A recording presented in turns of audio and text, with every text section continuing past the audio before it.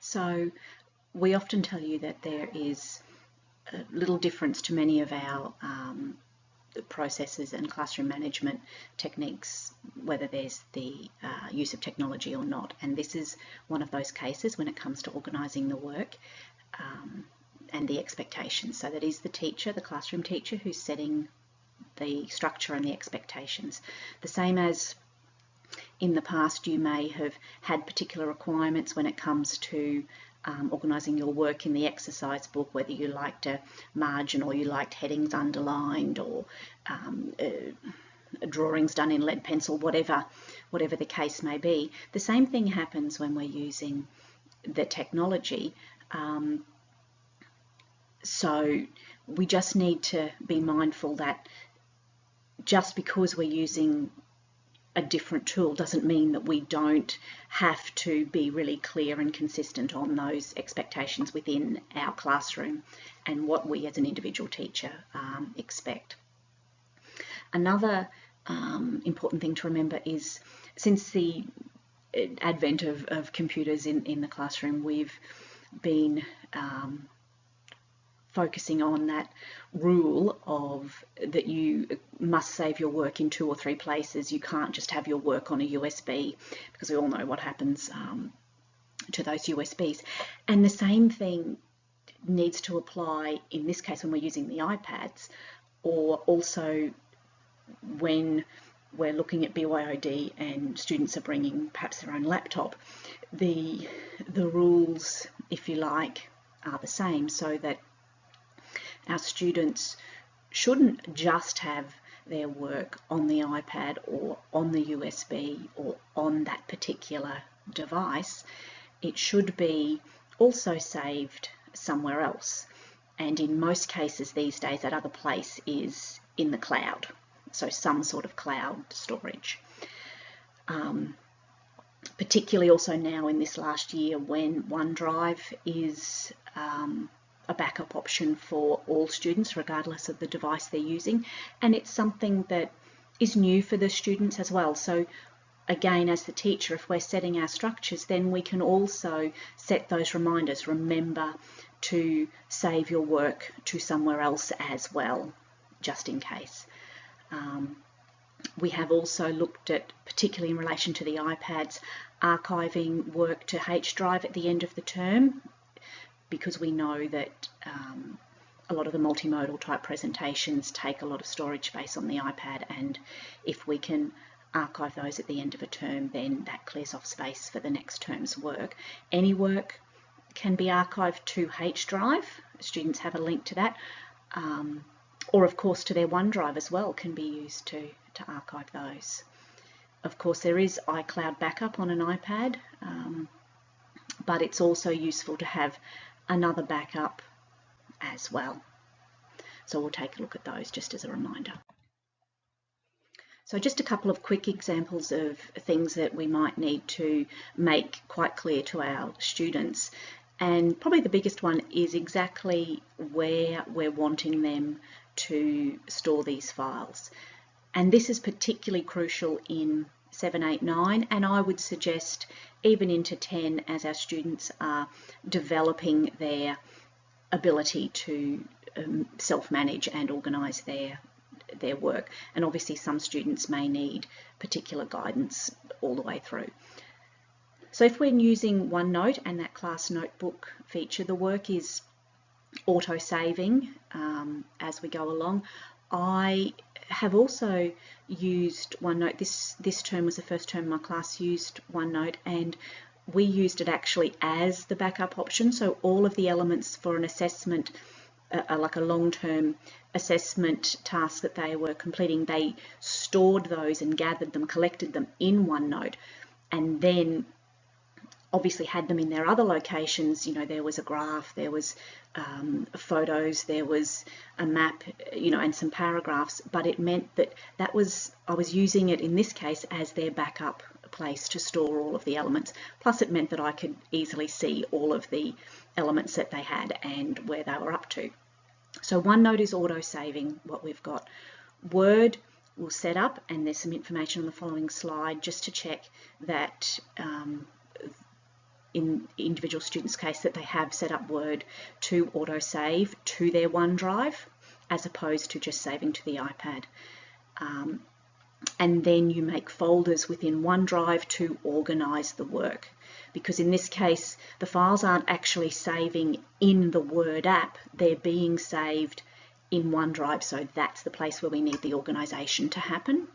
Pages, we can make folders within the Pages app so that students can organise work in ways that are relevant. And obviously a key thing there is reminding students and guiding them to name files and folders in useful ways, rather than just, you know, Doc 1, Doc 2, Doc 3, not particularly helpful, and a folder called Science perhaps isn't as helpful as folders broken down by particular topics, etc. Saving the work that we do in Word, and the same applies to Excel and PowerPoint as well, is really quite simple. If we choose the autosave option up here when we open a file, we only have to do that once, and then that will continue to autosave any other documents we make unless we change that. And choosing the location, this one is really important. If the students choose iPad as the option, then the files are not saving to OneDrive because they're saving to the iPad. So it's worth a check to make sure that they do have OneDrive up and running.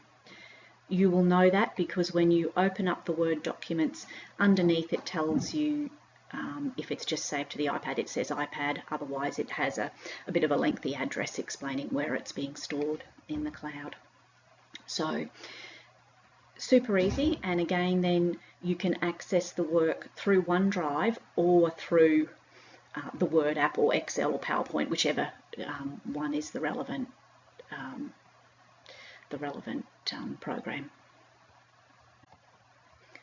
So making folders is obviously, as we all know, a great way to organise our files. Doing that in OneDrive is as simple as clicking the plus button and then creating a folder.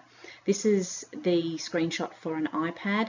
If you do it on the computer, the options are a little different, but the process is the same. Once I've created a folder, named it, I can then move individual files into that folder, and from that point on, when I create any new file and I'm saving it to OneDrive, it will ask me which folder I would like to put it in.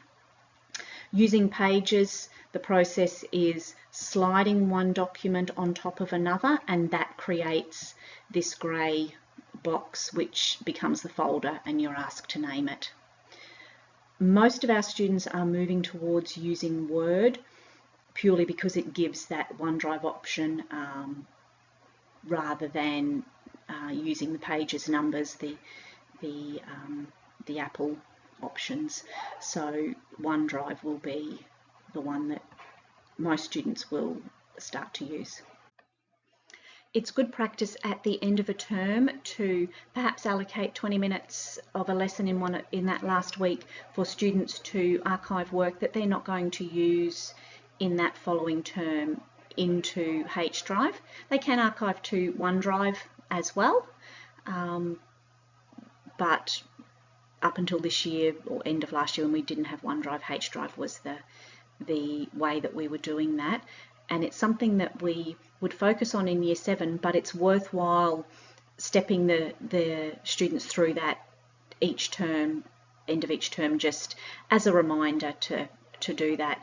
So work can be moved over there and then deleted from the iPad, but because it's in H Drive, we can always bring it back to the iPad with the Documents app, or if we're looking at BYOD, then obviously it can be archived in H Drive and then accessed through the network in a similar way through WebDAV to their individual laptop if they need it later on. So it's just about clearing space from devices. Just as a quick reminder for how to move our work from the Documents app into H Drive, it's as simple as within the app that you're using, choosing Open In and select to open that particular file in the Documents app. Once it's in the Documents app, then you are able to simply use your finger to slide it over to H Drive, and it will give you a list of your folders. You can choose Upload and put it in. If you're using laptops to do this, obviously students have options of loading up to H Drive through the network WebDAV connections that we have.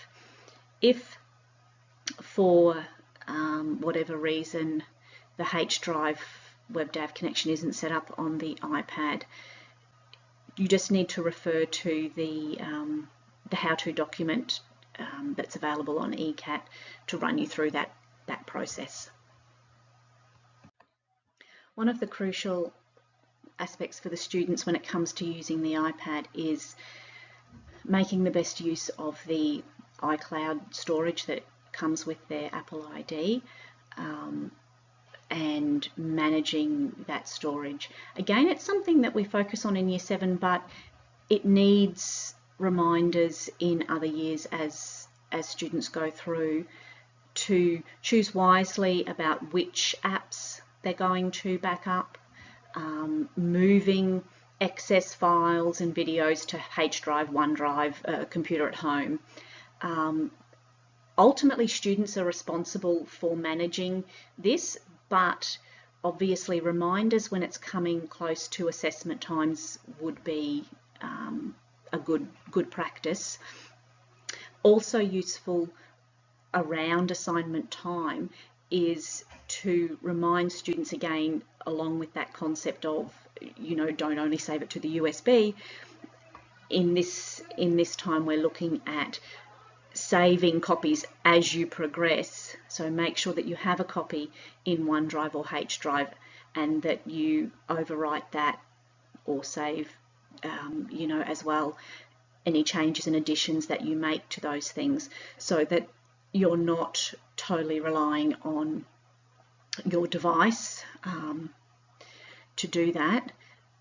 iCloud backup is something that it is worth reminding students to do, but also when it's coming to important assessments, making sure that they have a secondary backup as well.